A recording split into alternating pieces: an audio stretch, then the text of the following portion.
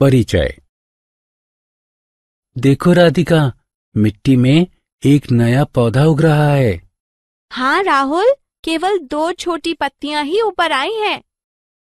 राधिका, क्या सभी पौधे इसी तरह बढ़ते हैं? नहीं राहुल, और भी विभिन्न तरीके हैं जिनसे नए पौधे जन्म लेते हैं। बच्चों, इस पाठ में हम जानेंगे कि पौधों में जनन किस प्रकार होता है। आओ सीखें। जनन को परिभाषित करना। पौधों में जनन के विभिन्न प्रकारों को पहचानना। बीजों से नए पौधों की उत्पत्ति को जानना। बीजों के अंकुरण की प्रक्रिया को समझना। बीजों के प्रकीर्णन के बारे में जानना। फलों के स्फुटन को समझना। विभिन्न फसलों को पहचानना। फसलों की अच्छी उपज कैसे प्राप्त की जाए, इस पर चर्चा करना। जनन वह प्रक्रिया जिसके तहत एक जीव अपनी ही तरह के दूसरे जीव को उत्पन्न करता है, जनन कहलाती है। पौधों में जनन। पौधे विभिन्न प्रकार से जनन करते हैं। ज्यादातर पुष्पीय पौधे बीज उत्पन्न करते हैं। कुछ पौधों में बीज का उत्पादन नहीं होता। वे बीजाणु उत्पादन करते हैं, जो नए पौधे में विकसित हो सकते हैं। कुछ पौधे अपने विभिन्न कायिक भागों से जनन कर सकते हैं। उदाहरण, आलू को उसके उस भूमिगत तने से विकसित किया जा सकता है जिस पर कलिकाएं उपस्थित हों। गुलाब, मनी प्लांट और गन्ने को उनके तने की कलमों से विकसित किया जा सकता है। पत्थर चट्टा ब्रायोफिल्लम की पत्तियों से उसका नया पौधा विकसित किया जा सकता है। शकरकंद का नया पौधा उसकी जड़ों से ही पैदा होता है। बीजों से नए पौधे की उत्पत्ति। पुष्पीय पौधे बीज उत्पन्न करते हैं। किसी भी पौधे के द्वारा उत्पन्न किए गए हर बीज के अंदर एक शिशु पौधा उपस्थित होता है, जिसे भ्रूण कहते हैं। बीज के चारों ओर एक कठोर आवरण होता है, जिसे बीज पत्र कहते हैं, जो शिशु पौधे को संरक्षण देता है और बीज को सूखने से बचाता है। बीज का अंकुरण। बीज अनुकूल परिस्थितियों में अंकुरित होना प्रारंभ करते हैं। एक बीज के अंकुरण के लिए जल, वायु और ताप की आवश्यकता होती है।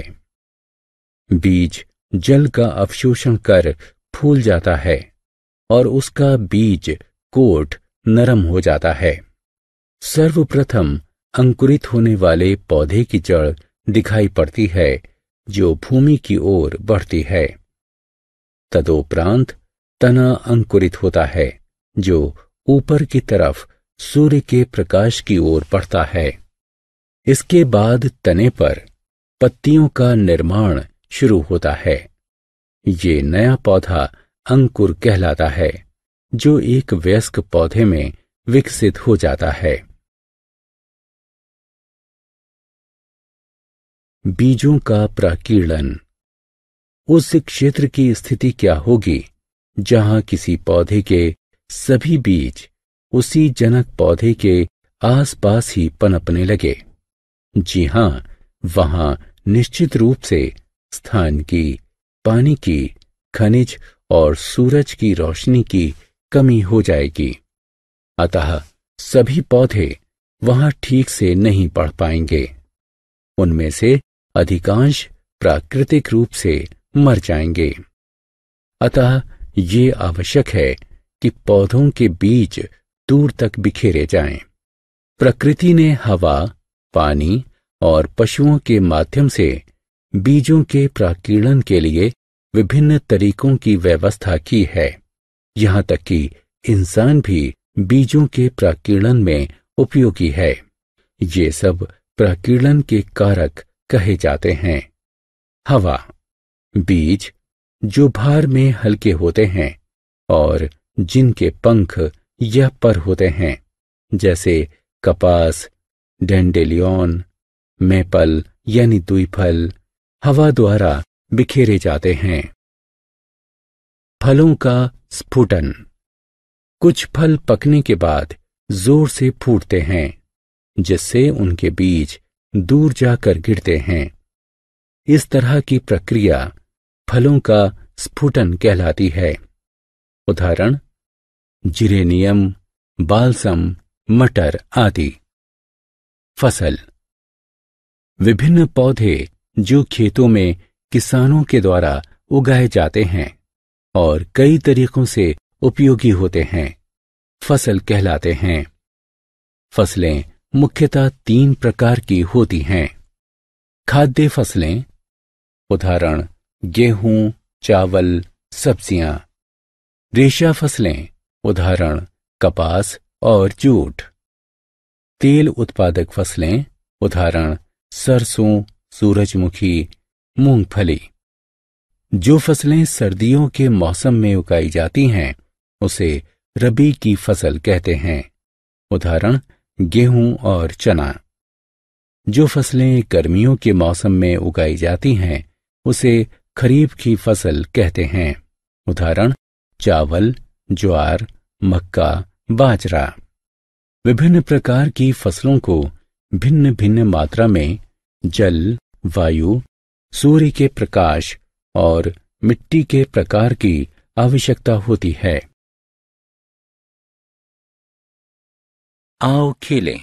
कॉलम अ का कॉलम ब से मिलान करें।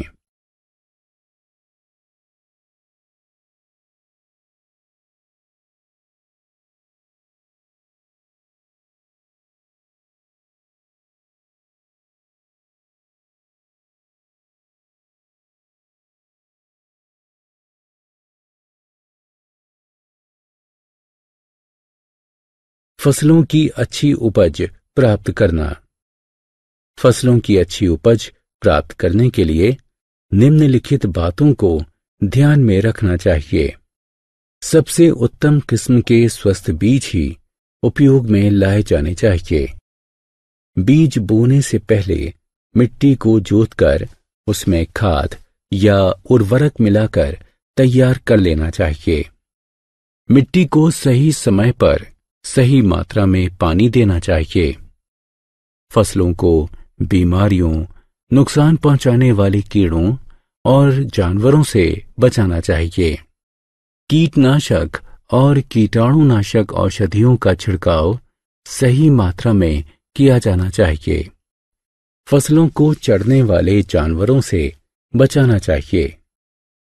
कटाई की फसलों को नमी से बचाने के लिए ठीक तरह से संग्रहित किया जाना चाहिए। नमी कवक यानी फंगस और बैक्टीरिया की वृद्धि का कारण बनती है। फसलों को चूहों, कीड़ों और दूसरे जानवरों से भी बचाया जाना चाहिए। आओ खेलें। प्रश्न को पढ़कर निम्नलिखित विकल्पों में से सही चित्र पर निशान लगाएं। हमने क्या चर्चा की?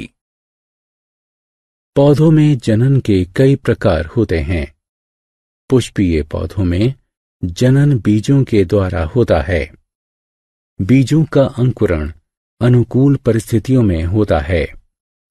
जल, वायु, पशु और इंसानों के द्वारा पौधों के बीजों का वितरण दूर दूर तक होता है।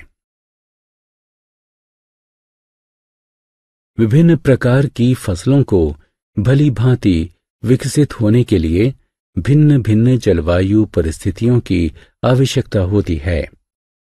हम उचित परिस्थितियां प्रदान करके फसलों की अच्छी उपज प्राप्त कर सकते हैं। फसलों को उचित संरक्षण और देखभाल प्रदान की जानी चाहिए।